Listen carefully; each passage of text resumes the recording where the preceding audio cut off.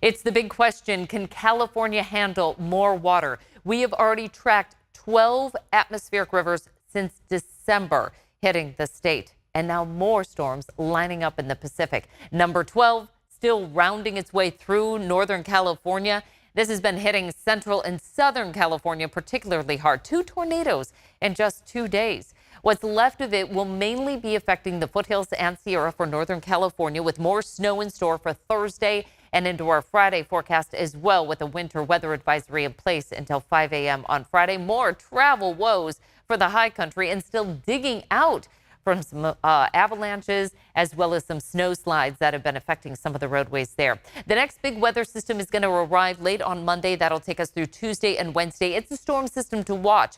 Could deliver another roughly inch of rain for the valley and several inches of snow for the Sierra, with a likely wetter scenario still in place through the beginning of April. And March has already been a very wet month. Total so far from just one monitoring station, Sacramento Executive, over 4 inches of rain, putting us over 2 inches ahead of where we would normally be at this point for the month. Now, when we look at the season as a whole, which runs from October 1st last year through September 30th of this year, so far we've had 20.55 inches of rain. That's putting us roughly about 5.5 inches ahead of normal. And again, we still have several months to go. Now, generally speaking, the rain starts to taper off by the time we get to May, June, and virtually nothing comes in July and August. The state as a whole sitting about 10 to almost 15 inches ahead of where we would normally be. Palm Springs is the outlier, still about 1/4 of an inch behind. But all of our biggest reservoirs are in Northern California. So when we look at that setup there throughout the state, it's nice to see that some of those higher numbers are throughout the northern part of California. Unfortunately, those benefits come with the hazards. As you can see, we still have flood warnings out for the San Joaquin and the Merced rivers until further notice. Those waters just haven't receded quite so much. Now, upstream from the San Joaquin River, we have the Friant Dam, which is letting out about 8,800 cubic feet per second. That's necessary to allow all the snow melt that has yet to feed some of these reservoirs that are through central and northern California.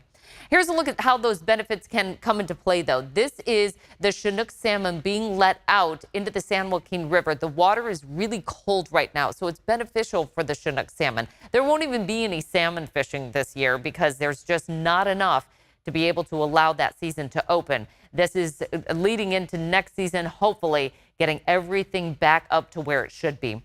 A look behind us here, that was San Luis Reservoir, and some good news coming out of the U.S. Bureau of Reclamation. They are pursuing 4 water projects that will be building water resilience throughout the state, adding a roughly 1.8 million acre feet of water. It's all to increase storage, whether it's being new reservoirs or increasing the capacity of existing reservoirs.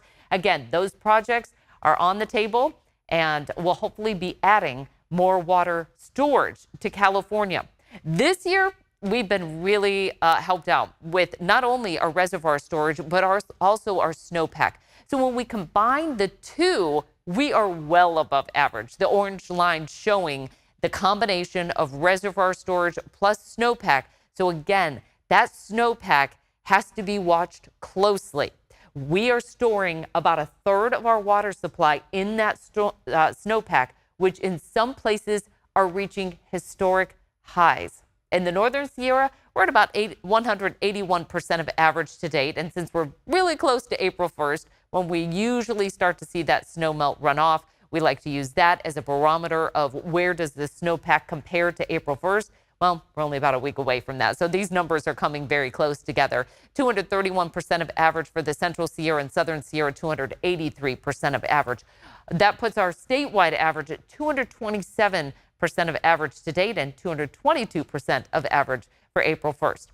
One of the places that's seeing near historic high levels of snow is the Sierra Snow Lab. This is out of UC Berkeley. And this is running above now the 1982-83 snowpack, which was the second snowiest on record. We've now exceeded that, but not quite at the highest. That was back in the 1950s. And it looks very unlikely that we'll get close to that. Now, the other thing to keep in mind is snow is one thing. It's great to have the snow, but how much water is contained in the snow? That's where we talk about snow water equivalent. And that is what we need to understand for how much water is in that snowpack to fill our reservoirs. That number becomes very critical moving into the runoff season and certainly the dry months when we need that water storage. At the Central Sierra Snow Lab, the current snow water equivalent is running above the max. Great news there. What's really jaw-dropping is when we look at a place like Monitor Pass, when we get into the Central Sierra, look at that snow water equivalent, not even close to the max that we're usually tracking. And what that means is all of that is going to melt down eventually. It'll take some time, but we have to have storage downstream for that water to move through. Now, Shasta, finally at 100% of average, 77% full, plenty of capacity for more water. Oroville, 120% of historical average and roughly about 82% full. Folsom, a little less full, but that's a more shallow and reservoir, and it doesn't hold as much water. We'll take a look at some graphs where you'll see that, but it is at 110% of average. They've been letting out a bit more water at Folsom just because we have to, again, make room for all that snow melt. For New Melones, 55% full right now, but 90% of historical average. That's sitting in a pretty good place. Don Pedro, 88% full, 118% of average. And then San Luis, 94% full, 111% historical average. I love this graph. Look at this. The San Luis Reservoir getting very close to capacity here, well above average. That is a great situation for that particular reservoir to be sitting right now. Here's a look at Shasta, and as you can see, it's really starting to climb up to right at that 100% mark right there. Still plenty of capacity. Here is the total reservoir capacity. That's what I'm saying. There's a big chunk in there that can still take in more water. That's our big state reservoir there. Folsom, that's going to be the federal reservoir, and you can see it's only 977,000 acre feet, well below what Shasta can hold. And so they need to keep that a little bit lower just so that they can take in what in some places is going to be historic snowpack. For Oroville, another big one here, that's the federal reservoir that has roughly about 2.8 million acre feet of water in it right now, below its total capacity. Plenty of room for the Feather River to feed Lake Oroville.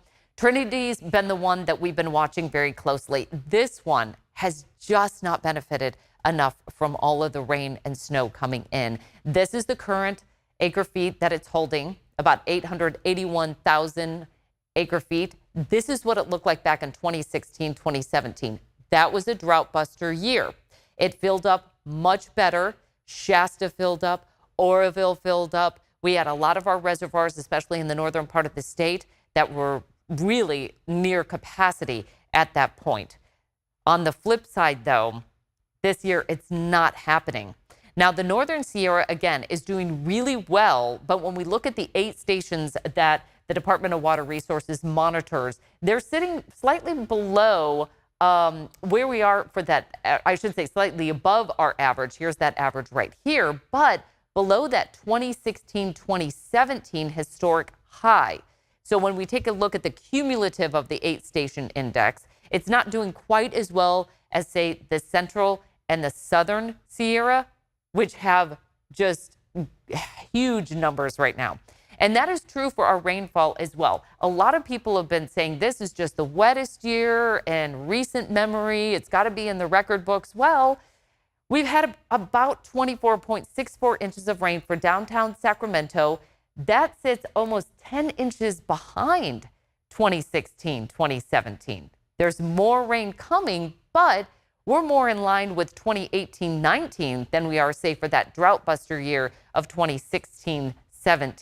Now, for the Central and Southern Sierra, again, we are running way ahead of what was the wettest years on record, 1982-83. It's just the Northern Sierra is a little bit behind that right now. But all of that, again, great news coming out of 3 years of drought. Snowmelt equals reservoir runoff and water for the dry season. This is typically the point where we really start to see our average rainfall taper off. Really, it picks up in December, which we certainly saw, through January, February, and even into March. Sometimes we like to call March our miracle March when we need the rain. We just didn't necessarily need all the rain and snow that we got this past March. But generally speaking, again, April, we really start to see things wind down. That's not necessarily going to be the case immediately in our forecast. We still have that bigger weather system that we're watching just off the coast that hits us late Monday into Tuesday and Wednesday.